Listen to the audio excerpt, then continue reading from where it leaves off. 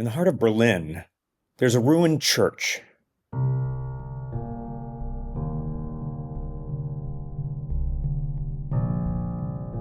The Kaiser Wilhelm Memorial Church was ruined not by time, but by a bombing run in 1943 during the Second World War. Unlike many buildings around it, the church was not completely destroyed. Most of the landmark spire was still intact, as well as the entrance hall, altar, and baptistry. For 10 years after the war, a debate raged about whether to repair the church or demolish it completely. In the end, a third choice was made. A new church was built on the site. But the most prominent part of the old church, the badly damaged spire, was preserved in its ruined state as a visible reminder of the horrors of war, of how close Germany's actions had come to bringing about its own annihilation, and of the importance of peace and reconciliation.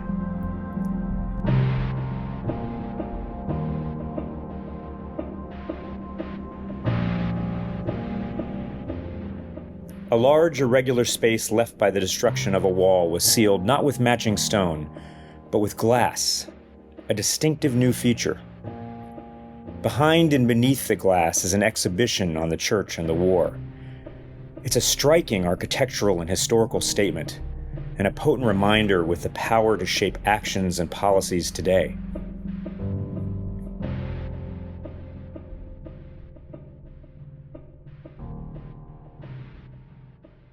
The visible repair of the Kaiser Wilhelm Church is reminiscent of another country's tradition of preserving a damaging past, the 600-year-old Japanese practice of Kintsugi. When a dish or piece of pottery breaks, Kintsugi involves making the repair in a way that does not hide the damage. In fact, it draws attention to the imperfections. Instead of using a lacquer that matches the pottery or becomes transparent, powdered gold is mixed into the repairing lacquer. When a shattered vase is mended, the fragments are bound together by a web of golden lines. They are a reminder of impermanence and fragility, but also of our capacity to make whole again that which was broken. Kintsugi treats breakage as part of the history of the piece, not as something to hide.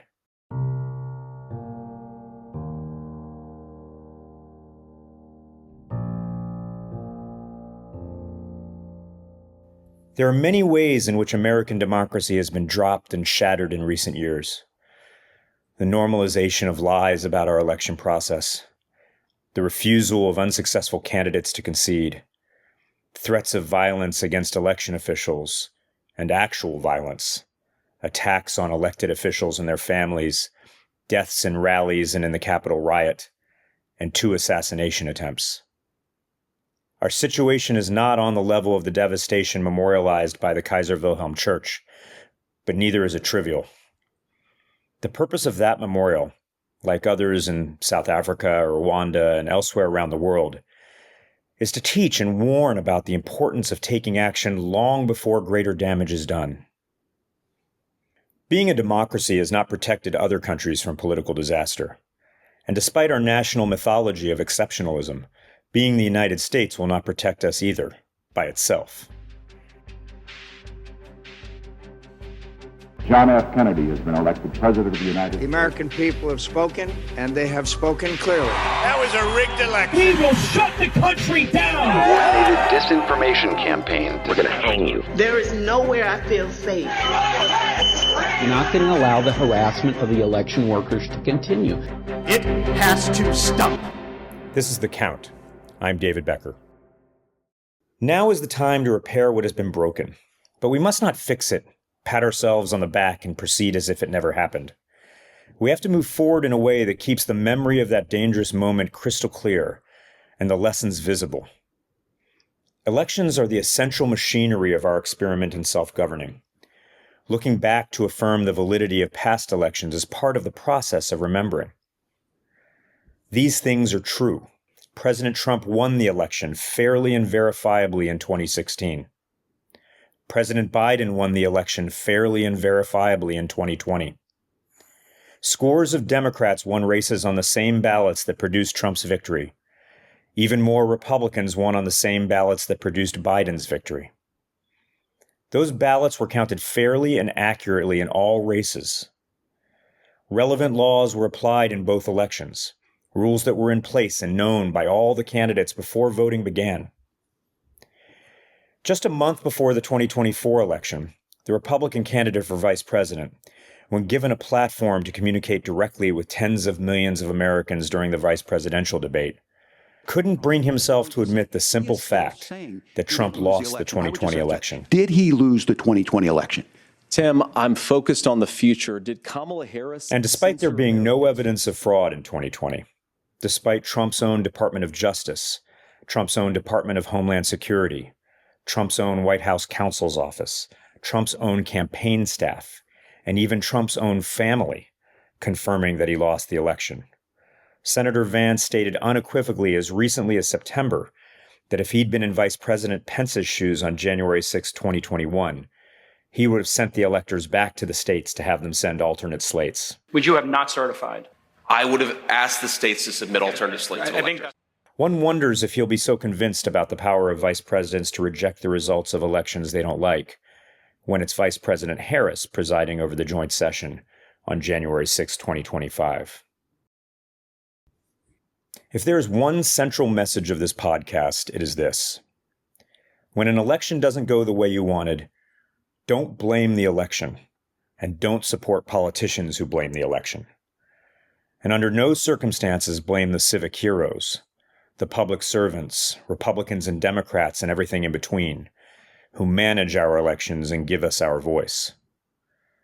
The candidate's duty is to persuade, to win the argument, not to undermine or destroy the single greatest method America has to distill those passionate arguments into a coherent governing structure. Blaming defeat on a supposedly faulty election has never been more nonsensical, because our elections have never been more secure, never less vulnerable to partisan manipulation or abuse. When 70% of one of our two major political parties do not and will not accept any election that results in their defeat, we are in crisis. If the losers of elections work to undermine elections and voter confidence, we cannot sustain ourselves. Our democracy is in triage, flatlining. Triage is when the patient, in this case, our pluralistic democracy, must first be saved and stabilized. It is not the best time to fix broad structural problems with massive legislation, but rather to support the fundamentals that will sustain it and restore its resilience. When a patient is flatlining in the emergency room, we don't discuss her diet and exercise plan. We get the paddles and get her heart beating again.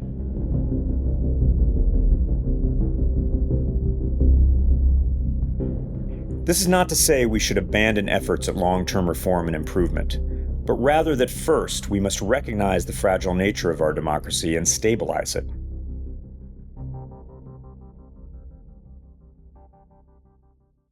If we are to survive as a republic, we are going to need to pass several tests. The 2022 election was one of the first major tests of the public's tolerance for continued attacks on our democracy since 2020. And in one crucial respect, the result was encouraging. In 6 battleground states, Arizona, Michigan, Nevada, Georgia, Wisconsin, and Pennsylvania, candidates who spread lies about past elections ran for offices that would directly administer the 2024 elections in those states. Some said out loud that they would administer elections in a way that would guarantee the election of members of their own party. There is a real possibility that some of the states most likely to have a close result in the 2024 presidential race, those most in need of a fair and steady hand, would instead have had election officials who themselves cast doubts on our elections, fueling disinformation and destabilizing our society. Given a chance to empower grifters and others who oppose democracy, the voters in 2022 mostly said no. Of the candidates running for Secretary of State who spread false claims about elections, only a small number won, all in non-battleground states. The others were defeated, including those that would have controlled the 2024 election in the 6 battleground states. If you were looking for reasons to be optimistic about the future of democracy, and aren't we all, the 2022 election was a win, whether or not every candidate or the party you supported was victorious.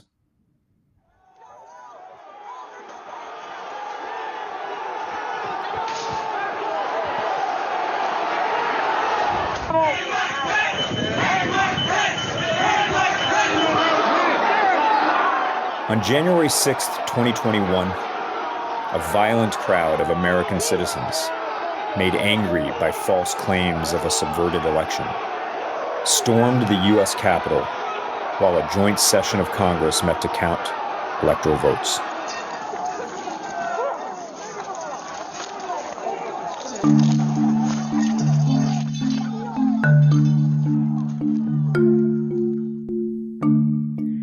We call it a count, but that can be misleading. The results were already known. The meeting of Congress is just a ceremony, nothing more. Both the Constitution and the law make that clear.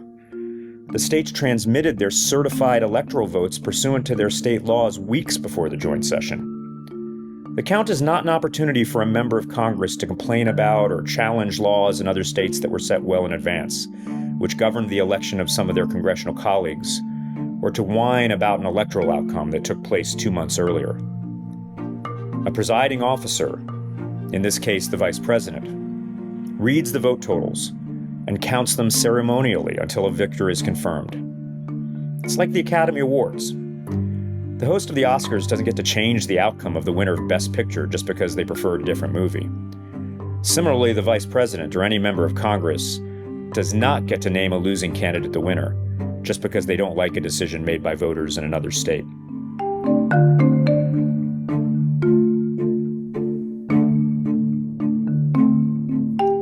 Despite the best efforts of the misinformed mob, the 2021 electoral vote counting process held firm.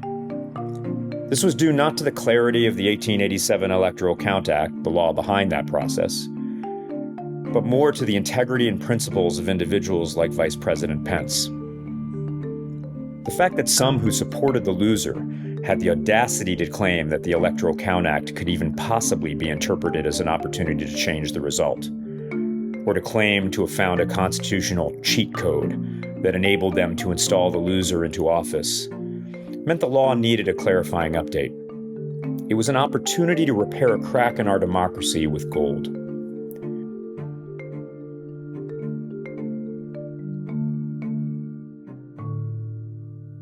In 2022, Congress did exactly that with the Electoral Count Reform and Presidential Transition Improvement Act, a bipartisan effort aimed at protecting and strengthening the electoral process in the United States. Spurred in part by the January 6th insurrection, the ECRA introduced several changes and clarifications to the process of counting and certifying electoral votes for the presidency. Among its provisions, the Act set clear expectations for the ascertainment of electors, and established an expedited judicial review process in the case of a legitimate controversy. It clarified that the vice president's role in the joint session is strictly ceremonial, with no power to reject the electoral count presented. The act further limited the grounds for objections by members of Congress, with clear presumptions of validity for electoral slates that comply with all requirements. And it set a new threshold for members of Congress to object to the count. Before the act, it only took one member from each of the House and the Senate to lodge a formal objection to the submitted slate of electors. Now the bar is set at 1/5 of the members of each chamber, and that only gets the issue to debate. A majority of both houses is necessary to throw out the electoral slate from any state, thereby disenfranchising all the voters in that state, not just those who voted for the winner, from having any say in the presidential race. I am confident that there is no electoral math by which 51 senators, in a joint session presided over by Vice President Harris, will disenfranchise entire states from the presidential process. With the new Electoral Count Reform Act in place, we can be confident that the winner of the Electoral College, as determined by the voters in the states, will take office. Despite any desperate, and let's be honest, pathetic attempts by the loser to seize power, those efforts will fail. The winner will have their hand on the Bible on January 20th. Efforts to subvert our elections or stage a successful coup will fail. This is thanks to strong institutions, improved and clarified laws, and men and women of principle across the political spectrum who have stood, and will continue to stand, resolute in the face of authoritarian attacks on our democracy. However, substantial damage has been done and could continue. While the legal winner will take office, it is very possible that the loser in 2024 will incite anger and potentially violence, as the loser did in 2020 and 2021. As we work to repair the damage and prevent further attacks on our democracy, one of the greatest challenges is in knowing where to assign responsibility for what has happened. We don't always do this easily. Americans are inherently optimistic and forward-looking. It's tempting to say that finger-pointing accomplishes nothing. But a deeply divided society cannot move into healing until there is a clear accounting of exactly what occurred. Not just on January 6th, but more broadly in the ongoing attacks on democracy. And more important, knowing exactly what happened is essential to stopping the ongoing damage and preventing a recurrence. I mentioned Berlin at the beginning of this episode, and I had the opportunity recently to visit Berlin, to speak at a conference on democracy. Having explored that city several times over the last 3 decades since the fall of the wall, in recent years it struck me how humbly and honestly the German people of today are reconciling and taking responsibility for their recent past. Right next to the Reichstag, they've built a thought and emotion-provoking memorial to the murdered Jews of Europe, and a memorial to the murdered members of the Reichstag, commemorating those few German leaders who stood up to the Nazis in the early years of their ascendance to power. I found the German people to be open to discussing their nation's crimes, and honestly assessing those conditions that led to the rise of fascism, and determining individual and collective responsibility. There have been other such efforts in countries around the world. One of the key objectives of South Africa's Truth and Reconciliation Commission, established in the wake of the apartheid era, was to assign responsibility to those who were truly culpable for human rights violations.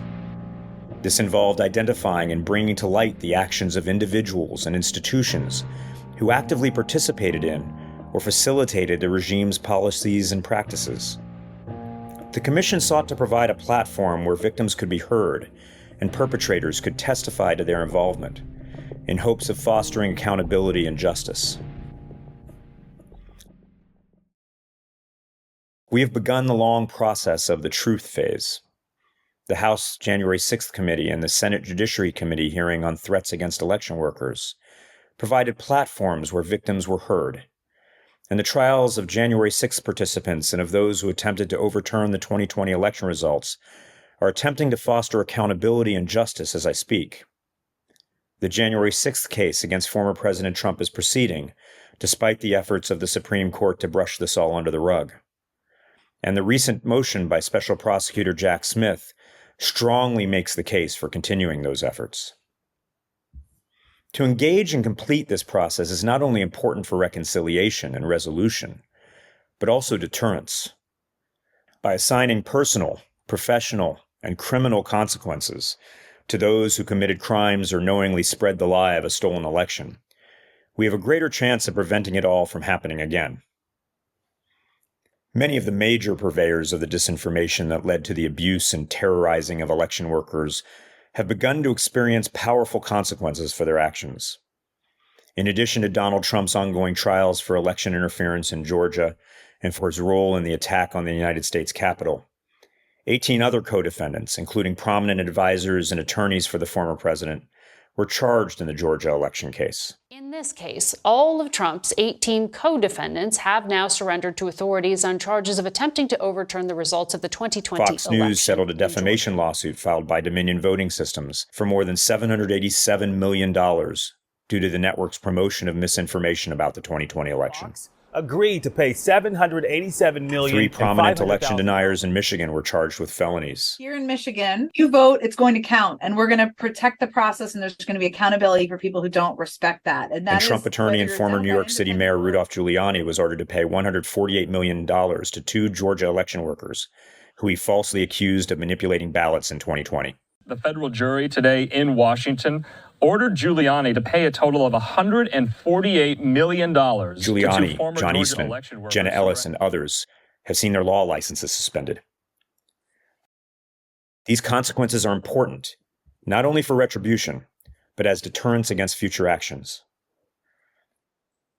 Democracy is at the heart of the identity of the United States. Elections are how we resolve political disputes without resorting to authoritarianism or violence. We cannot move forward with that system lying broken at our feet and members of our society at each other's throats about who is to blame.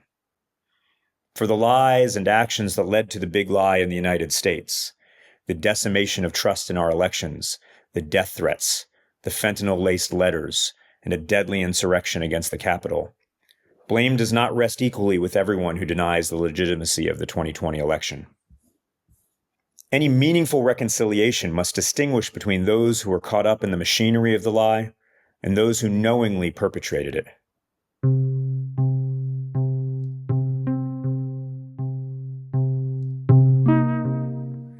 If you are like most Americans, you have neighbors, friends, colleagues, or family members who were and remain convinced that their vote was invalidated and their candidate's victory stolen in 2020. This conviction didn't spring out of thin air. They were sold this lie by a sophisticated machine of many parts. Fake social media accounts created by foreign adversaries, entire media networks dedicated to the lucrative propagation of the lie, fake angry performances by professional grifters asking for $10, $20, $50 so that they can continue to, quote, stop the steal. Attorneys pretending to be utterly convinced that the election had been stolen, and candidates for several offices, the people they trusted with their vote, telling them that the election had been stolen. And as all of those angry voices poured in, telling them they'd been cheated, telling them to fight like hell, they had to process the most powerful influence of all, the voices of their own neighbors, friends, colleagues, and family members, all of them equally inundated by that sophisticated machine, all equally convinced that it was all real.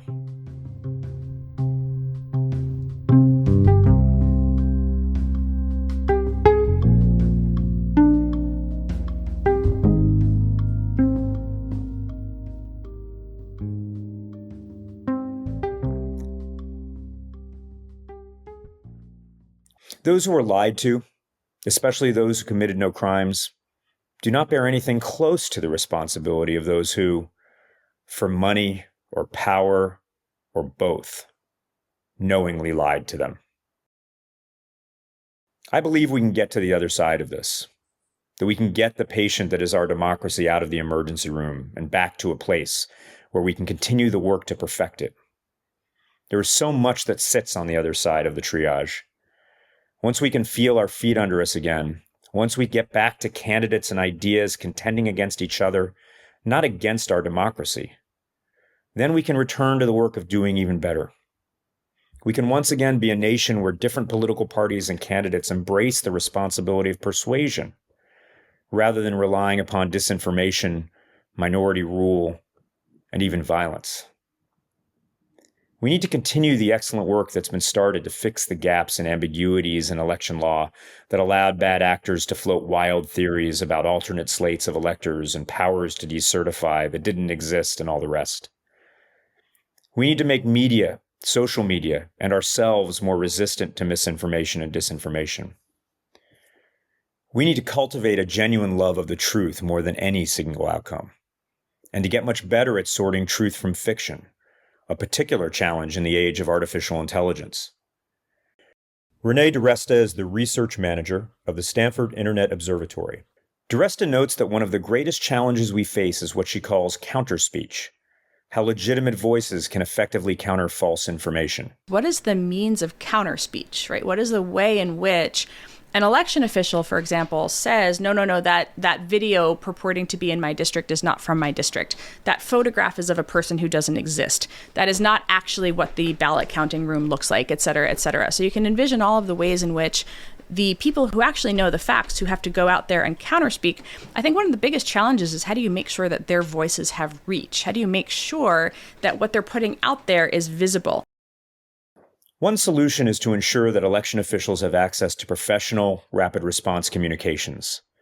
When a disinformation campaign threatened to engulf election officials in California's Contra Costa County, Deputy County Clerk Recorder Tommy Gong enlisted pro bono communications assistance through the Election Officials Legal Defense Network, managed by my nonprofit, the Center for Election Innovation and Research, to get ahead of the story. They recommended that we reach out to a few TV news reporters and newspaper journalists who are trusted, folks that we feel that could give us a fair shot, honest story about our situation. And in this way, we were able to set the narrative before news was going to hit. We need to restore civics to our education system so kids learn not only how democracy works, but why it's worth protecting. We need to re-engage as citizens. Volunteer at the polls, run for office, and simply vote. We need to regain the perspective that elections are contests of ideas about how to make our lives and our shared country better, not a battle between good and evil. We need to take a deep breath before believing the worst about another person or idea, or believing a story designed to outrage us, and certainly pause to wonder if it's true before sharing it. Be skeptical. Find sources that risk their reputation if they lie to you, then confirm all information you see with reliable sources before sharing, especially those things that seem to agree with you. Most of all, we need to make elections a little bit boring again. Boring but effective ways of turning contending ideas into governance. Along with my organization, the Center for Election Innovation and Research, I'd like to return to the work of urging states to embrace best practices for elections, like effective motor voter processes, systems for maintaining clean and accurate voter rolls, expanded early voting, and mail-in voting that's processed on receipt. It's not exciting, but if it makes it easier for hundreds of millions of Americans to have a voice in their government, we should all be for it.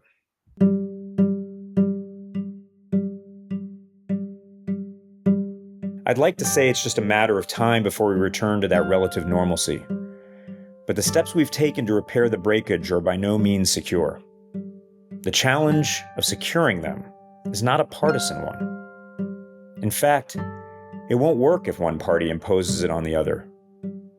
It's going to require people across the political spectrum to recognize that the line is now in a different place, that the question of the moment is not red or blue, but right or wrong. Democracy sustained or democracy lost. Fortunately, as the 2024 election approaches, a growing number of courageous people, Republican, Democratic, independent, and nonpartisan, not to mention our legal system itself, have stepped up to defend that line. They inspire me every day. And it's not a moment too soon. I'm David Becker. Join me next time for the final chapter of The Count.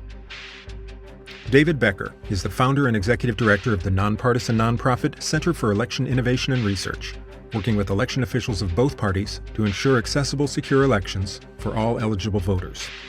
He also manages the Election Official Legal Defense Network, providing pro bono legal assistance to election officials who are threatened with frivolous criminal prosecution, harassment, or physical violence. He has served as director of the elections program at the Pew Charitable Trusts and was a senior trial attorney in the voting section of the Civil Rights Division at the Department of Justice. David serves as election law expert for CBS News and is the co-author with CBS News chief Washington correspondent Major Garrett of the book The Big Truth: Upholding Democracy in the Age of the Big Lie. If you'd like to support the important work of the Center for Election Innovation and Research, promoting elections that voters should and do trust, visit electioninnovation.org/donate. The Count with David Becker is a production of the Center for Election Innovation and Research. Learn more at electioninnovation.org.